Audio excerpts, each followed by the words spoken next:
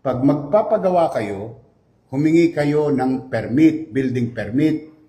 Ang higpit-higpit dito dati, nung araw, 30 square meter, 50 square meter, pinahihirapan nila para bigyan ng permit. Pero itong bilyon-bilyon, daang-daang milyon na project, hindi humihingi ng permit sa city government.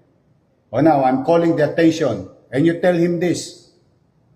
O, lumabas siya ngayon. Lumabas siya. And I challenge him. He is a lawyer.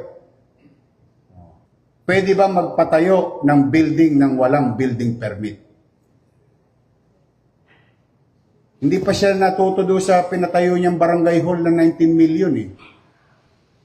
Oh. Tapos sasabihin nila, hindi kanila. Lalaki ng mga pangalan nila doon. Oh, yun ang hamon ko sa kanila. Ngayon nila imbestigahan sa Quadcom ang sarili nila. Totoo, the sauce for the gander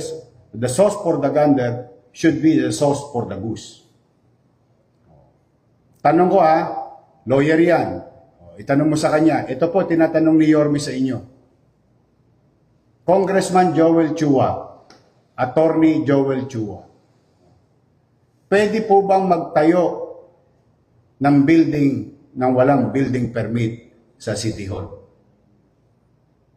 He is a lawyer, I am no lawyer. I may be wrong.